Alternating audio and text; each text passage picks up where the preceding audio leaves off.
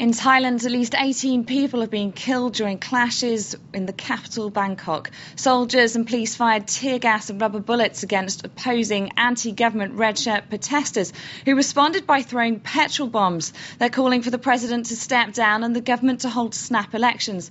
Well, I'm now joined by our correspondent Nelson Rand, who's in the capital, Bangkok. Nelson, what more can you tell us about the aftermath of those violent scenes? Well, local media is now reporting that 19 people have been killed, over 807 injured. The protesters now, this morning, also have 5 soldiers that they took captive from the street battles last night.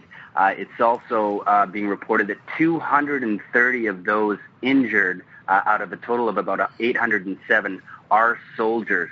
Now, from the battles last night, initially, most of the protesters were fighting with sticks, clubs, rocks, any sort of objects they could find. But then they began to fire petrol bombs at soldiers, and that's when the soldiers started using live fire, automatic weapons fire, and certainly there were some intense battles on some of the streets in the historical heart of Bangkok last night. Protesters also managed to take over about a dozen army vehicles and tanks on the streets.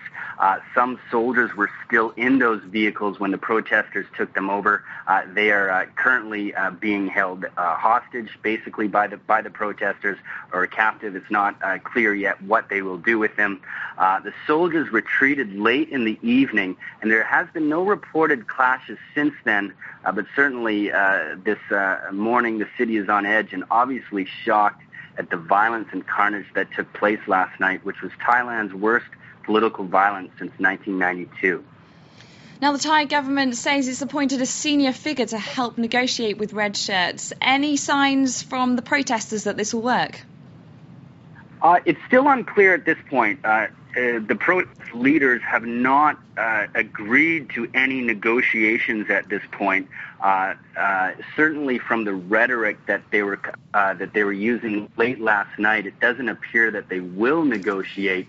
After the clashes took place last night, protest leaders were addressing their supporters, saying that not only should Prime Minister Apisit Vejjajiva resign, which has been their main demand from the very beginning, but the protest leaders were also saying now that he should leave the country due to the events that took place last night.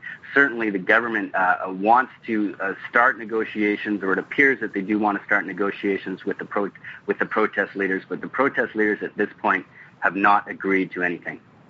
Nelson Rand reporting from Bangkok. Thank you for joining us.